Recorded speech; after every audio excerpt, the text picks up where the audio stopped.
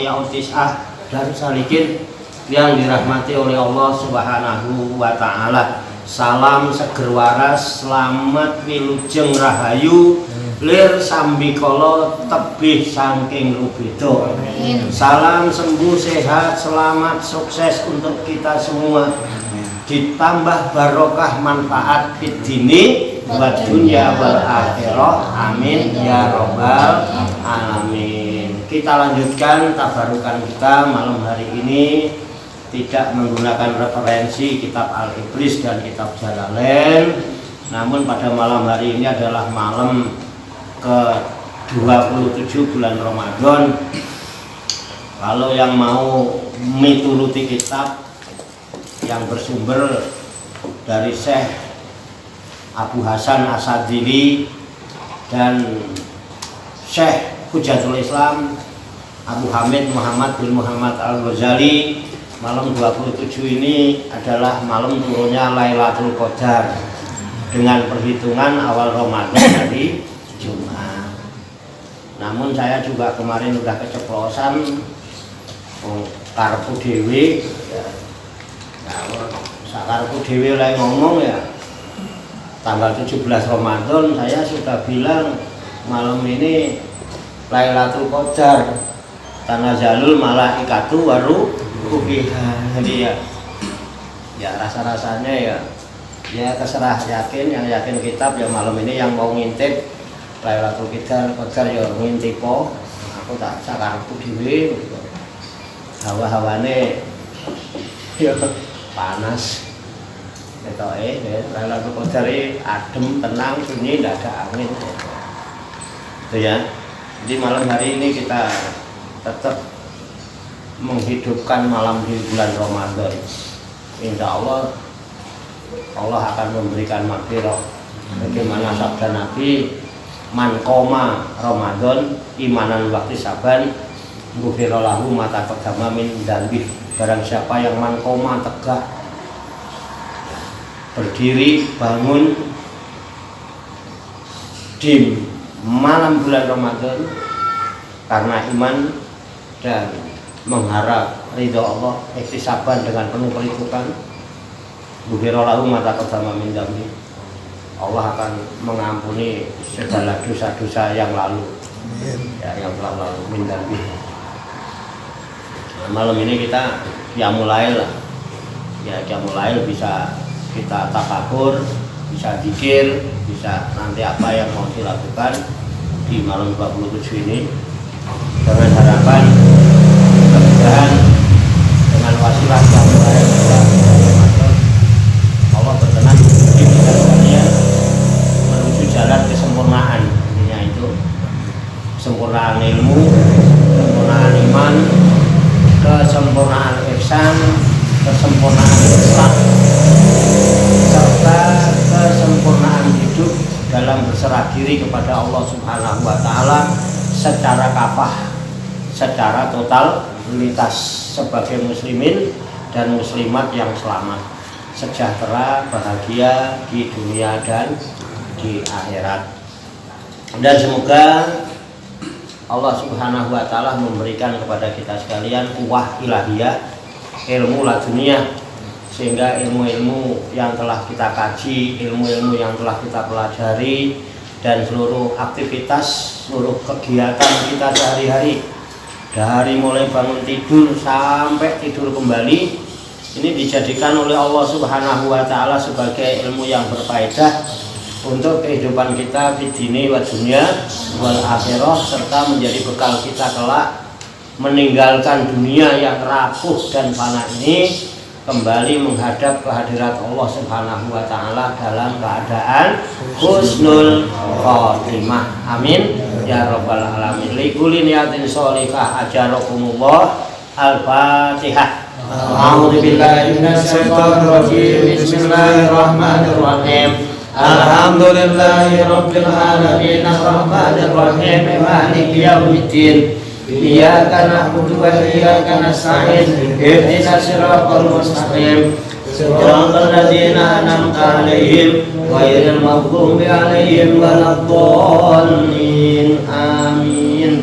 Wa Bapak Ibu hadirin hadirat sekalian yang dimuliakan Allah Subhanahu wa taala, untuk memanfaatkan waktu yang ada, mari kita evaluasi hasil ngaji ya, baik yang selama sebulan atau hasil ngaji selama bertahun-tahun. Ya, kita evaluasi ya, barangkali kalau ini EHN ya, evaluasi hasil ngaji, barangkali selama ngaji ini masih ada unek-unek, masih ada ganjelan, masih ada hal-hal yang memang belum kita pahami. Ya, silahkan nanti didiskusikan dan kita inikan bersama. Silahkan mulai dari mana? Dari sana apa dari sana? Ya siapa? Ya, assalamualaikum warahmatullahi wabarakatuh. Waalaikumsalam warahmatullahi wabarakatuh. Pertanyaan saya ini mengenai Lailatul Qadar. Ya. Yang saya pahami bahwa di dalam surat Lailatul Qadar, Inna anzalnahu fi Lailatul Qadar, itu fiilnya kan fiil mati. Berarti udah turun. Lailatul Qadar itu udah turun. Tetapi banyak kiai, banyak ustadz menganjurkan supaya kita mengintip malam-malam ganjil. Karena malam 21, 23, 25, 27, 29 adalah diturunkannya Lailatul Qadar. Nah, apa saya yang salah paham, gagal paham, atau bagaimana? Mungkin itu saya bisa menjelaskan secara detailnya. Terima kasih. Yang ditanyakan apa yang sama udah paham? Pemahaman saya itu Lailatul Qadar udah turun Ya. Karena dilihat dari redaksi ayatnya itu kan fi'il madi, berarti telah turun. Inna anzalna telah turun. Tetapi banyak ustadz menganjurkan kita disuruh mengintip Lailatul Qadar di malam-malam ganjil. Ya. Nah, apa saya yang salah paham, atau saya yang gagal paham, atau ustadz-ustadz tersebut yang salah paham? Terima kasih. Begini, pada dasarnya kita harus tahu dulu yang turun di malam Lailatul Qadar itu apa. Kok sehingga Allah itu menggunakan redaksi fi'il madi gitu ya. Inna anzalnahu fi Lailatul Qadri. Inna itu harfu taukid, dibacanya panjang ya, bukan inna pendek tapi inna, harus ada penekanan karena nunnya bertas. Ini namanya harfu taukid. Artinya ketika ada suatu redaksi kalimat yang menggunakan harfu taukid, itu menyatakan litahaqquqil hukum, menyatakan kebenaran dan kepastian kalimat pernyataan itu. Apalagi bertemunya dengan fi'il madi, anzalna ya.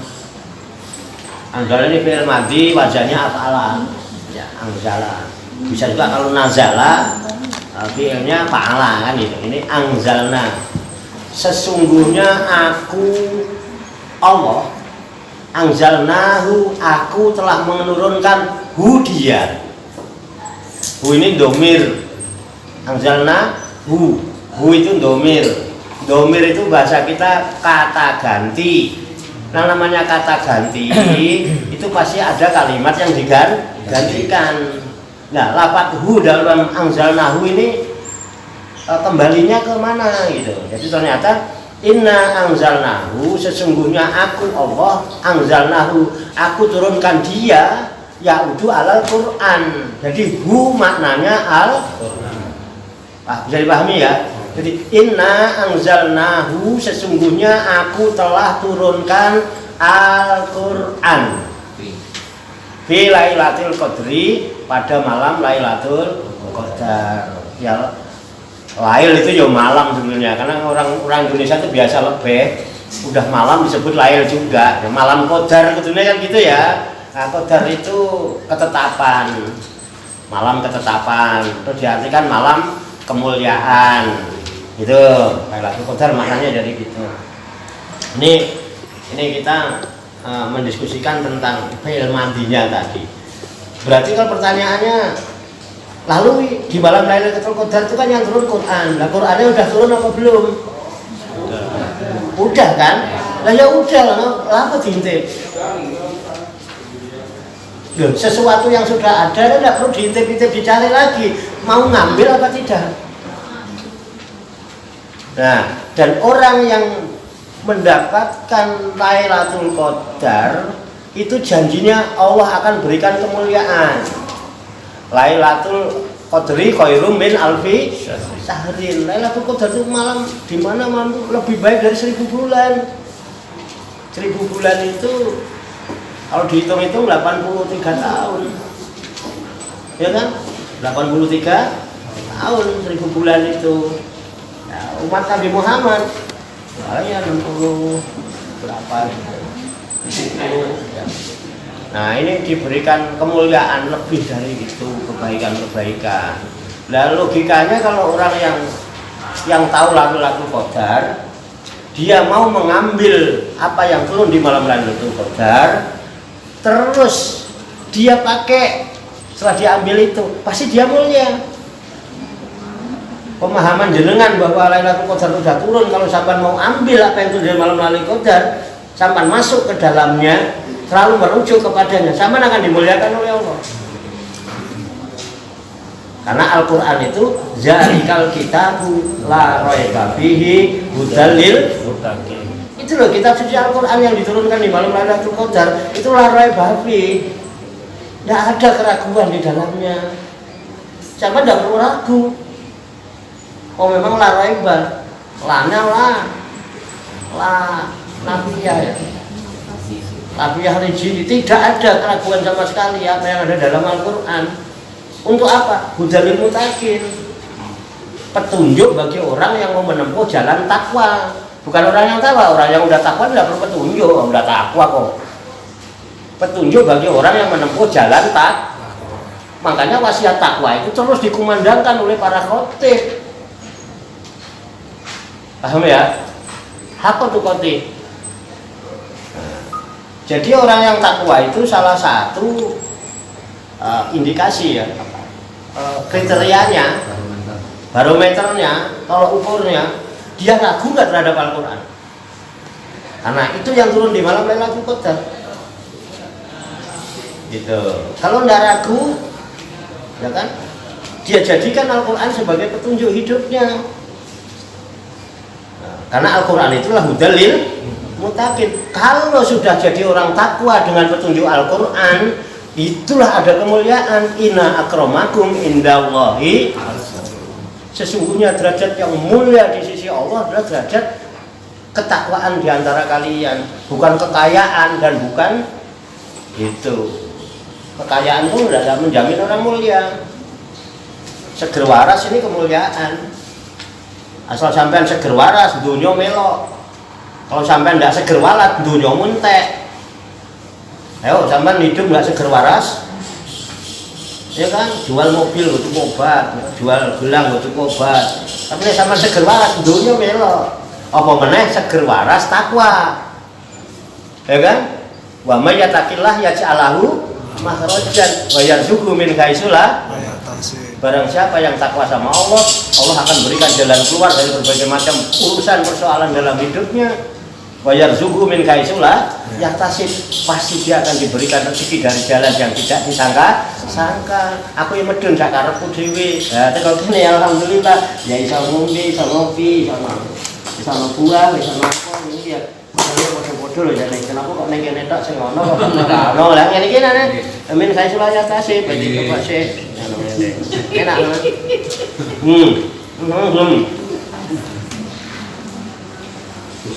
Orang zaman sekarang kalau nggak dibuktikan gini nggak percaya. Ya, itu. Jadi pemahaman benar sudah. Tapi kenapa di malam-malam ganjil tadi 10 hari terakhir ya, asli awakhir min syahri Ramadan. Jadi 10 hari terakhir di bulan Ramadan kok istilahnya ngintip gitu kan. Ngintip apa ya ini? Iya, memang Lailatul Qadar itu widodari lagi mandi. Kalau bidadari lagi mandi ya diintip apa pantas. Nah, bikin saya gerah aja ngintip-ngintip ya. Iya, iya kan? Oh iya, saya kan ngintip ya, iya angel ngintip. Wes ngerti wes medun ya dijupuk gitu. Nah, kenapa sih ini? Karena memang Rasulullah menganjurkan, Nabi Muhammad lah, Nabi Muhammad menganjurkan supaya 10 hari terakhir itu mengencangkan ikat pinggang. Kenapa ikat pinggangnya harus dikencangkan? Ben ora gampang diplorot bojone. Ya kan, kalau ikat pinggangnya ini nggak kenceng, kalau diudari terus direndam ora sida nang masjid. Padahal 10 hari terakhir sangat dianjurkan untuk etikaf. Gitu. Nah, bagi kalangan awam biar mudah dipahami orang awam, biar mudah dimengerti dan diterima orang awam itu senengnya dikasih iming-iming ke cah cilik. Kowe nang padepokan sesuk arep ono pembagian sembako gembrutuk ora? Tapi nek ora ono ngono-ngono ya padepokan ono pengajian enggak bakal datang. Sok malam Senin Legi sing go usah urung karuan teko. Tapi nek pembagian sembako medhik gembrutuk. Paham ya? Memang jalan dakwah itu seperti itu liku-likunya. Dene wong awam itu ono lalu jane wong ngintip gembrutuk ngono kae. Terus nunggu jam 12 bengi ya, jam 1 malam, jam 1. Gitu. Tapi begitu cek, yang mana yang diintip kok tak kunjung datang, ya sesuk nek bosen. Aku ngintip ra mesti teko ngono lho. Aku ngintip Pak Warto medun ya ora medun-medun ngono ana sing arep ngintip Pak Warto barang ya. Ora ya sesuk Pak Wartone ora medun-medun ngono terus ada yang begitu juga ada. Nah, itu ya bagus. Gitu ya, untuk mendorong dalam dakwah. Karena apa? Tidak semua umat Islam itu ngerti fi'il madhi kok sampeyan. Iki sampeyan akeh belum ngerti kok fi'il madhi, mbok ana sing ngerti ana sing ora. Kok kae takono fi'il madhi kok ora ngerti. Nek kabeh ngerti kaya jenengan ini ngerti fi'il madhi, ngerti ngene yo wis kaya ngerti nek sing medun Al-Quran dan Al-Qur'an ambil aja. Dari dulu juga saya bilang kita mengharap apa lagi? Kita hanya mengharap ridhonya, maghfirahnya, iya kan? Fadilahnya, karunianya, rahmatnya. Mengharap apa? Allah ini serang dia apa? Gusti Allah nih. Gusti Allah punya apa sih? Udah nggak punya apa-apa. Semua udah dikasih. Bumi, langit, dihampar seisinya. Itu udah dikasihin buat manusia semua. Lah kok masih minta? Udah apa belum? Lah ya udah kan tinggal ngam. Nah gitu loh sebetulnya. Ya minta aja dibuka kalau memang tertutup. Nah gitu. Nanti ada upaya itu. Kira-kira begitu Pak. Kita untuk memotivasi sebenarnya ulama-ulama kita dalam berdakwah, disilahkan ngintip gitu. Ya. Jadi ya apa yang diintip aku bisa. Quran itu turunnya wahyu, enggak kisah terus beruntung ini kan ora ya diintip apa.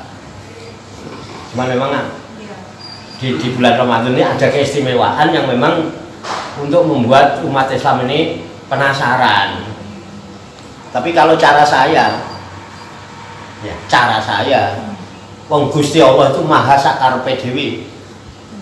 Nek Gusti Allah ngomong, sakarepku dhewe to. Lailatul Qadar lan Lailatul Qadarku. Kalau mau saya turunin di hari pertama siapa yang menghalang-halangi? Aku nurunkan Lailatul Qadar ora mergo karepmu. Sakarepku dhewe to.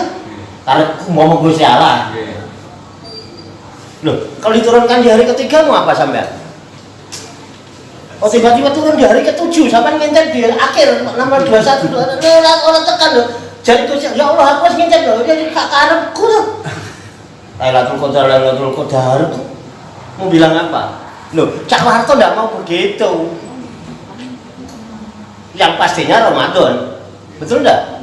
Ramadan itu yang namanya Ramadan hari pertama sampai hari akhir itu Ramadan. Nanti akhir Ramadan Syawal. Aku enggak mau bodoh, tak cegat kabeh dari awal sampai akhir. Caranya nyegat ya apa Pak Warto? Ya sak karepku dhewe to. Mosok nurutin karepmu. Yang penting lah aku oleh. Loh, logikanya kalau saya cari ikan itu sungainya dari situ sumbernya. Kan ada sumbernya awal sama akhir ya.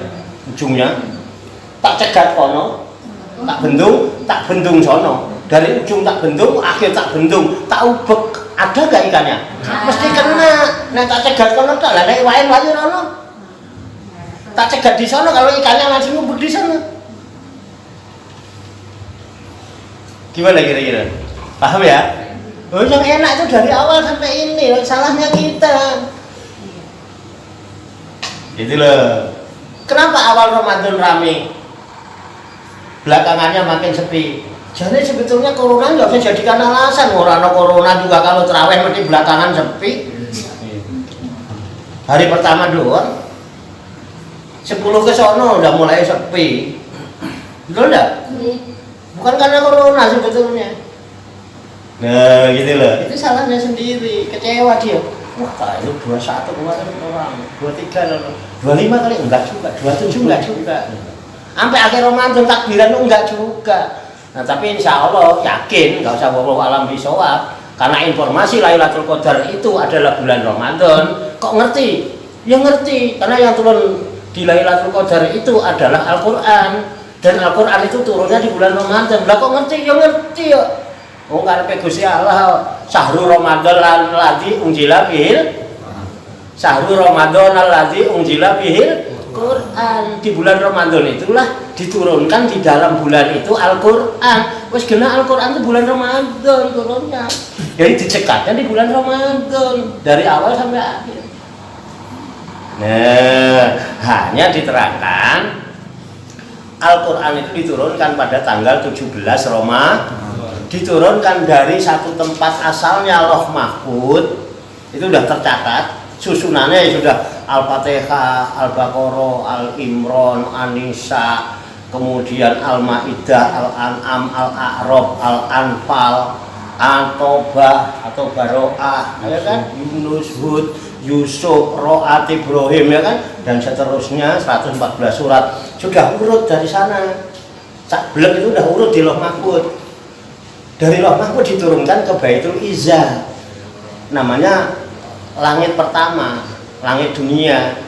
Nah, dari Baitul Izzah itu diturunkan kepada Kanjeng Nabi Muhammad bin Abdullah. Muhammad bin Abdullah.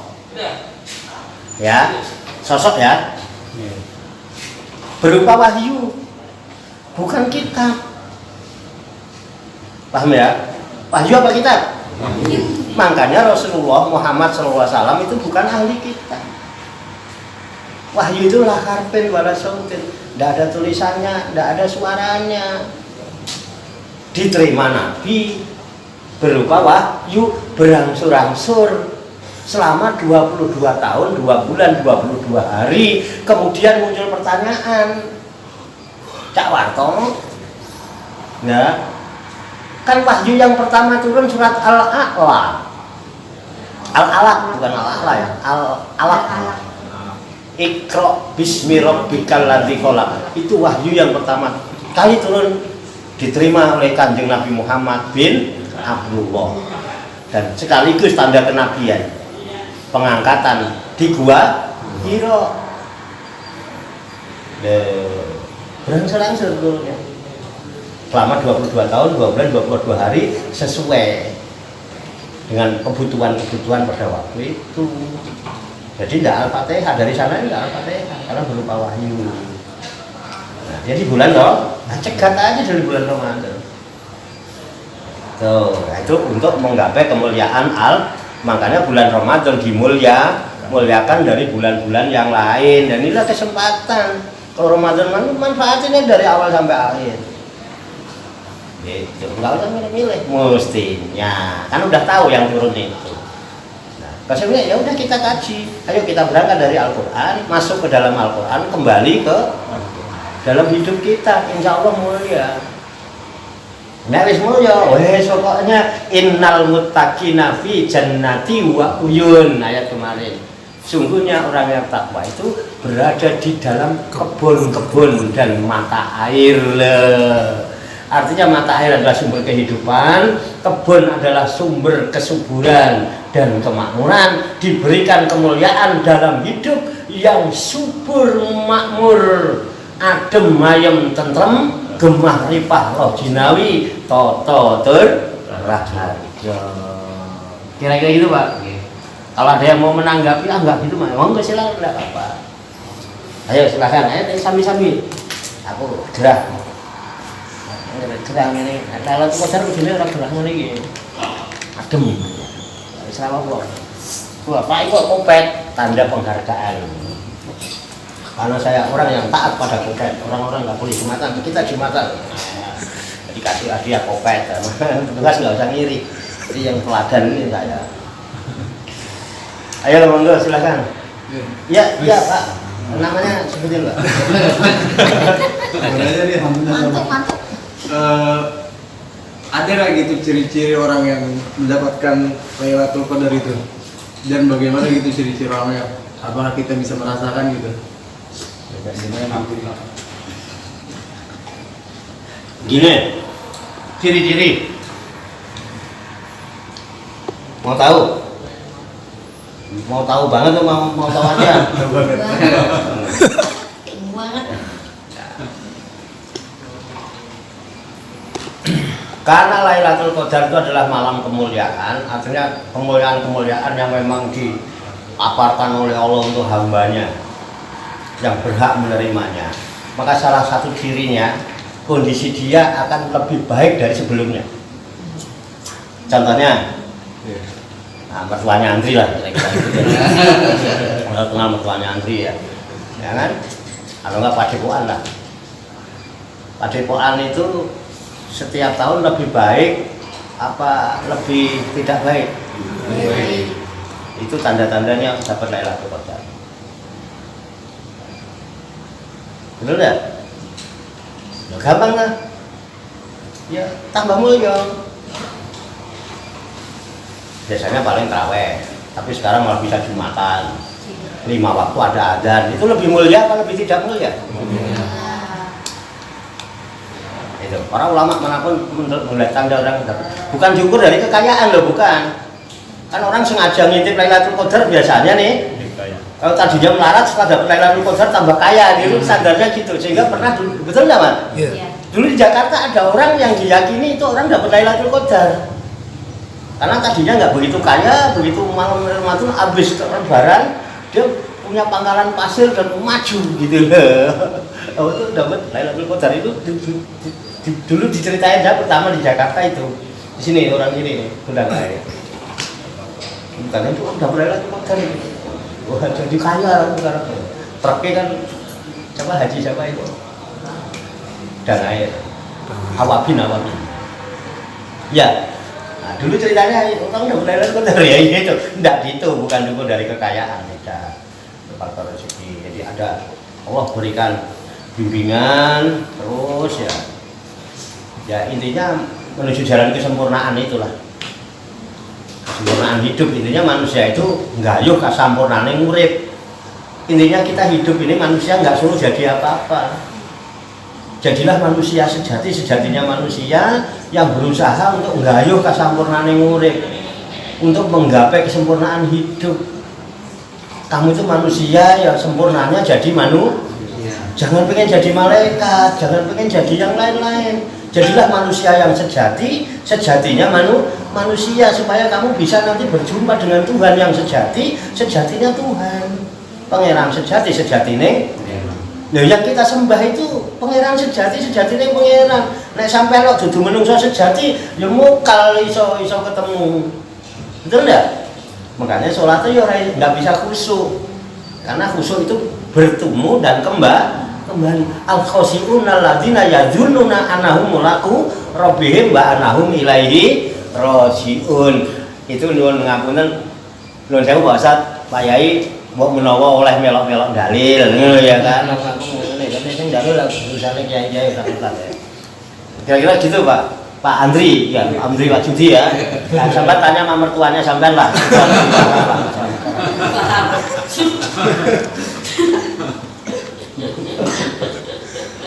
Monggo yang lain. Disambi.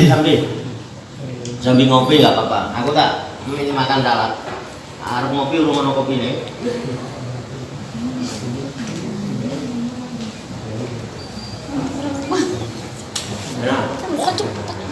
Ya, Pak Dedi. Mohon izin tanya ciri-ciri orang yang mendapat maghfirah Allah seperti apa? Ciri-ciri orang dapat maghfirah Allah. Ya, Ciri-cirinya. ya. Ya, ciri-ciri secara dohir ya, dia lebih baik kehidupannya. Karena begini, orang dapat maghfirah itu melalui proses. Ya, prosesnya namanya mu'atabah. Kita harus tahu itu dulu. Kalau sampean pengen dapat maghfirah Allah, nggak tahu jalannya ya sulit. Ini ulama-ulama kita mengajarkan mu'atabah. Mu'atabah itu mengandung satu, ada unsur yang namanya unsur kesadaran, namanya yakozon itu kesadaran. Satu itu dulu ya, satu kesadaran, baru yang kedua habis yang kozon itu taubatan, taubat. Setelah taubatan baru muhasabah nafsi. Yang keempat baru inabah. Gitu ya. Jadi gini, paham nggak teman? Apaan? Sadar, taubat, tabah dan inabah. Ada nafsi inabah. Oke. Itu apalan namanya, bukan paham. Belum paham. Apalan boleh sampai ngapal dari saya. Ya kodon itu begini. Orang yang sadar atas dirinya. Nah, kesadaran itu bisa saja dia dapatkan langsung dari Allah. Contohnya Allah kasih dia musibah, dia sabar Pak Warto, pasti semua ini ada hikmahnya. Bisa jadi ini peringatan dari Allah supaya sampai sadar. Akhirnya dengan musibah, entah itu sakit, entah hartanya ludes habis kena apa, akhirnya dia punya kesadaran. Oh iya, teguran dari Allah, sadar. Selama ini saya banyak berbuat salah, banyak berbuat dosa. Nah, karena kesadaran merasa bersalah inilah yang mendorong dia untuk bertobat. Mungkin nggak ada orang bertobat tanpa merasa bersalah. Mungkin nggak orang merasa bersalah kalau dia tidak sadar. Banyak sekarang orang salah nggak sadar, karena banyak kesalahan-kesalahan yang dilakukan seseorang di luar kesadaran diri. Kita ini merasa baik sekarang itu, tapi kadang-kadang ada di luar kesadaran kita kepleset pada kesalahan, sehingga kita dengan kesalahan itu menjadi berdosa. Disitulah kita tobat. Nah, di dalam tobat itu diantaranya adalah betul enggak? Pengen kesalahan dan dosa ini tertutupi. Tertutup dari apa? Tertutup dari murka Allah. Karena dengan kesalahan dan dosa ini nanti akan mengundang murka Allah. Betul enggak? Makanya tutup dalam tobat itu. Nah, menutup ini, menurut kalimatnya adalah goparo, artinya menutup. Goparo itu artinya menutup. Nah, Allah itu maha gofur, maha menutup. Akan ditutup dari azab Allah yang diakibatkan oleh kesalahan dan dosa. Nah, orang yang minta ditutup dari azab akibat kesalahan dan dosa, ditambah alif sin ta ista menjadi istighfaron. Yang tadinya ghafaron. Ini maaf ya, karena ada yang ngerti nahwu sorok di sana. Ya. Makanya orang tobat pekerjaannya apa? Istighfar. Mohon supaya ditutup dari azab Allah akibat kesadaran yang kita miliki selama ini saya salah dan dosa. Ini istighfar. Nah, kalian kalau lihat cirinya, lihat aja orang itu tobat benar apa tidak. Asal dia berusaha menutupi kesalahan dan dosanya, dia adalah orang yang tobat. Seiring dengan pandainya dia menutupi kesalahan dan dosa, pandainya dia menutupi keburukan-keburukan yang dia lakukan, maka dia pun akan menutupi kebaikan-kebaikannya sebagaimana dia menutupi keburukannya. Nggak seneng lumajang. Kenapa? Sadar, saya banyak salah. Kebaikan ini tidak seberapa, tidak perlu tak pajang-pajang. Saya tidak perlu ke Lumajang. Yang baik saya ke Ponorogo. Dari Ponorogo ke Tulungagung, balik nang Kediri. Tapi sebelumnya harus ke Tuban dulu. Kiri. Jelas tidak? Loh, wong kakean salah kakean dosa saya sempat pamer. Lu pamer koyo apa lu enggak ya? Koyo apa kan gua tahu bulukan lu kan gitu. Sama seperti saya dulu. Ini pengalaman pribadi saya ketika pertama kali saya terjun di bidang agama, karena memang saya di belajar agama udah tua dan orang tahu latar belakang saya biang maksiat. Apa yang nggak pernah saya lakukan? Tanya ke orang-orang senior orang di sini, apa yang nggak dilakukan oleh dakwah? Rambutnya gondrong, kacamata ribel, topi laken, jaket lepis dipotong, tulisan ini arbuntek, arek bondo tekad, di sini sanar saudara narkotik, di sini capener, calon penghuni neraka, di topi gede calon penghuni neraka. Itu kemana-mana bawa bedil 2, satu Benyamin, satu BSA. Ya kan? Kalau yang BSA klek isi tebleb der, kalau Benyamin isi klek okrok, selesai ngumpak, burungnya udah terbang. Jadi orang oleh-oleh. Kenapa senapane Benyamin? Pengalaman. Begitu tak sadar, salah semua ini saya. Aku butuh sinau. Mulai saya sinau. Saya nggak kemana-mana sinau, cukup di masjid. Tidur di masjid saya. Di masjid aja. Ingin menutup kesalahan, cari adem. Ketemu kiai, dibimbing kiai, harus ngaji dewe orang mau ngerti. 4 mata saya ngaji nggak akan sampai gini. Nggak ada kesempatan saya untuk Lumajang waktu itu. Mau Lumajang sama siapa? Saya sadar saya ini busuk, saya ini buruk, saya apa, semua orang tahu. Sadar, saya ngaji 4 mata sama yai saya. Dan alhamdulillah Allah kasih taufik hidayah. Kok ono kiai sing ngono gelem. Itu aja saya mau minta ngaji harus makhluk dulu. Minum dulu. Sampai enak ya kan ngaji larang jaluk. Betul enggak? Sakarepku dhewe ya kan. Ora sak mbok karepe sampean mbok ora pokoknya. Jangan zaman ngaji itu bukan karepe dhewe ya kan. Karepe aku kan gitu kan. Enggak, saya terserah masing-masing. Untuk saya begini sakarepku dhewe ya gitu. Saya dulu berangkatnya begitu. Des. Ya. Nah, saya berusaha untuk menutup. Mulai kumpul sama orang-orang masjid, ngobrol di teras. Karena orang sering lihat, ya kan? Oh, kalau sekarang meneng masjid ngobrolnya karena ngomong apa? Kalau bapaknya Dedi ini teman saya, bapaknya Dedi ini. Teman saya masih muda, bapaknya Dedi ya segede Dedi itu. Nah, sekarang Dedi segitu, saya segini ya di teman saya. Jadi ini teman Sinarowedi, mulai dari bapaknya sampai tembus ke anaknya. Itu yang nemenin saya di masjid itu biasanya asar Pak. Zuhur sampai asar, kalau kan di Kopassus kerjanya Bapak. Ngobrol di teras sama saya nemenin maghrib sampai apa? Zuhur sampai asar kadang zuhur udah pulang dia, kadang asar sampai menjelang maghrib nemenin saya ngobrol. Nah, orang lihat saya udah mulai ketutup. Ya, keburukan-keburukannya kenapa? Orang udah melihat saya di masjid ngobrolnya karo wong soleh. Betul ya? Tutup keburukan. Nah, setelah itu apakah Cak Warfa sudah pede merasa baik? Enggak. Justru ketika saya ngaji, pertama kali saya diminta untuk kultum, saya menolak. Karena saya merasa belum pernah diajarkan oleh kiai saya.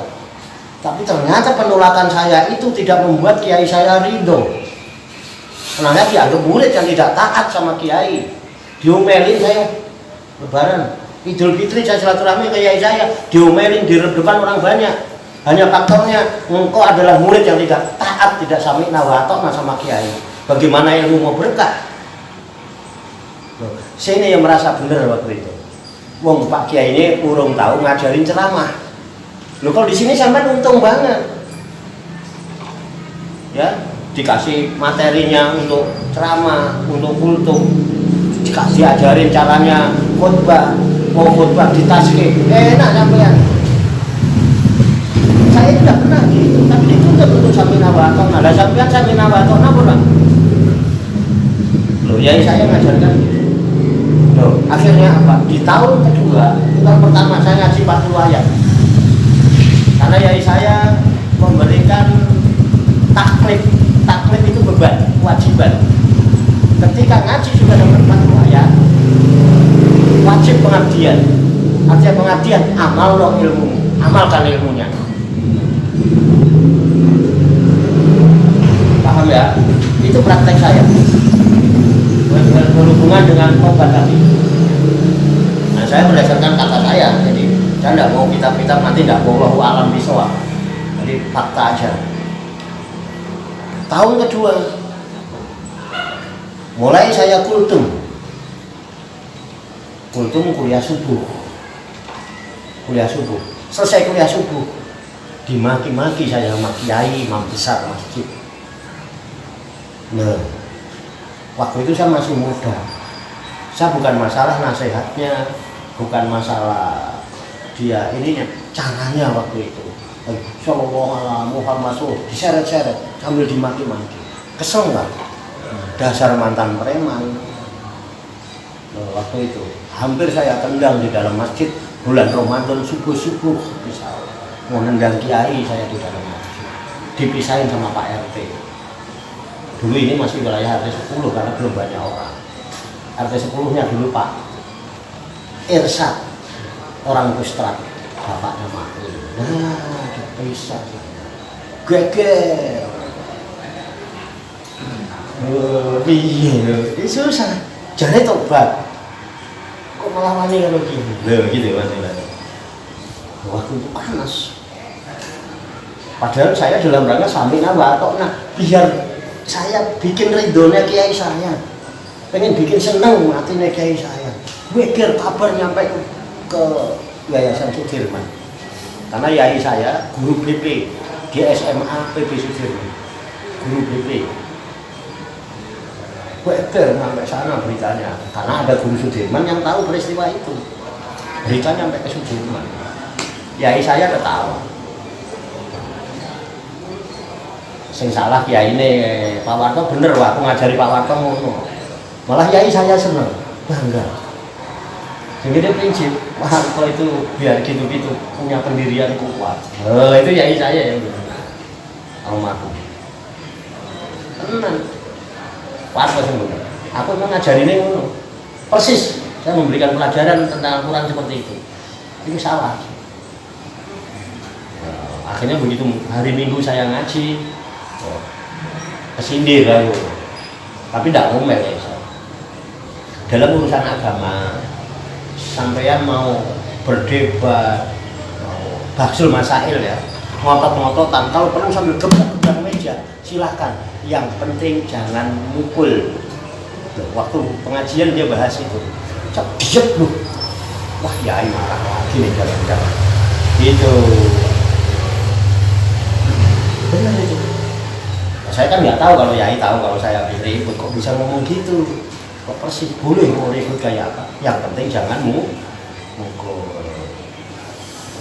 Udah saya termotivasi, jadi intinya sami'na wa ata'na yang berkata ya itu aja udah sama kayak Werkudara sami'na wa ata'na sama Durna, walaupun harus masuk ke alas Condromuko, nah, walaupun dia harus masuk mencebur ke telenging samudra Minangkolbu, tidak peduli, kok aku sami'na wa ata'na karo guru.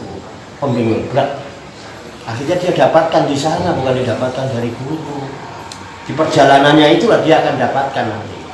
Ini tidak apa-apa, ini paling sampai kalau aku ya Allah alam bisa kebenaran di saat engkau laku dan akan kau menemukan sendiri itu kebenaran yang sejati. Jadi cirinya orang itu waktu itu, begitu saya sudah begitu, apa yang terjadi dalam pikiran saya? Begitu saya diperintah pertama kali khutbah, pinternya yai saya itu, aku nanti ke Purwakarta takut nggak keburu duhur. Kenapa standby di masjid itu gantiin jadwal saya. Pertama saya kali khutbah, saya menggantikan jadwal kiai saya, Abang Biru lah itu. Kenapa? Sadar aku iki sopo. Aku wong bejat. Ora terus buaya, aku saiki wis iso ceramah ora. Boro-boro. Justru kesadaran ini yang timbul. Begitu melihat orang, wah kayak ono Kang Sargio. Pasti Kang Sargio dalam hatinya, wah to lagu nih. Aku kan tahu bulukan lu. Loh itu loh. Yang terngiang itu. Bagaimana mungkin saya mau menggambarkan kebaikan yang saya ada? Itulah kesadaran. Dia akan menutup kebaikannya. Sebagaimana dia pandai menutupi keburukan-keburukannya. Orang malah pamer, ini jenenge lumajang. Seneng majang-majang pengen dipuji ndak. Itu tandanya. Nggak akan menundul-nundul. Aku ngene, wah kiai ku ngene. Padahal jebol cuma koleksi kiai. Seneng apalno jenenge kiai. Lha terus nggo cari apa? Pamor ning masyarakat. Wah, kae wong ngene. Lah nek cerita mlebu metu pondok, aku biasa mlebu metu pondok ning ya ora mondok. Itu tanda salah satu cirinya itu. Jadi dia tidak pernah ini ciri-cirinya, tidak pernah menunjukkan kebaikannya apa sadar masih banyak kesalahan yang dilakukan, sehingga dalam melakukan sesuatu itu ya sakar PDW. Tapi orang maha sakar PDW, nah Allah maha sakar PDW, dia sakar PDW. Kayak aku sakar PDW. Karena apa? Saya tidak berharap apapun dari siapapun. Biasanya ini saya karepku dewe. Saya tidak punya karep apa-apa. Apa saya gini saya karep biar saya kaya? Apa saya begini saya punya karep biar sampai dongeng bayaran saya? Terus saya dibayar berapa begini? Tidak ada, ini saya karepku dewe. Gitu loh. Kenapa? Saya berpikir semua yang saya lakukan sakarepku dewe ini kalau dianggap ada nilai kebaikannya di sisi Allah, nilai kebaikan itu bisa menghapuskan keburukan yang pernah saya lakukan yang lalu, itu sudah syukur. Itu tandanya kesadaran merasa bersalah berdosa, dan manusia tempatnya salah dan dia menerima kesalahan-kesalahan itu. Makanya saya kalau salah jangan disalahin, karena saya sadar saya salah. Kalau saya salah benerin aja. Kenapa? Saya siap dibenarin. Nah, itu tandanya diantaranya itu ya. Jadi makanya istighfar itu mohon ditutup. Jadi ya kodon kesadaran, begitu sadar, bisa sadar itu bisa karena nasihat dari teman-teman dan lain sebagainya, dengerin ceramah dia sadar bisa. Kemudian dia tobat. Dalam tobat ada istighfar. Ya kan itu. Kemudian yang ketiga muhasabah nafsi. Kowe nek wis tobat banyaklah mengintrospeksi diri, banyaklah ngoreksi diri sendiri, jangan kebanyakan ngoreksi orang lain. Nanti waktumu habis untuk ngoreksi orang lain, sehingga engkau kehabisan waktu untuk bisa mengoreksi diri sendiri. Dari mulai bangun tidur subuh tadi, sampai malam ini saya mau tidur, apa yang saya lakukan, ternyata masih banyak salahnya. Astagfirullahaladzim. Besok kok masih di kesempatan bisa bangun tidur menghirup udara segar, alhamdulillah ya Allah. Yang ada hanya astagfirullahaladzim sama alhamdulillah. Muhasabah terus inabah. Dengan cara itulah inabah itu artinya kembali, dia bisa kembali kepada Allah, kembali ke jalan Allah, tidak punya tujuan apa-apa kecuali berangkat dari Allah, masuk dalam liputan Allah, dalam pengawasan Allah, dan dia kembali kepada Allah. Itu cirinya. Paham apa tidak? Ada yang mulas, semua ada nanggapi, silakan.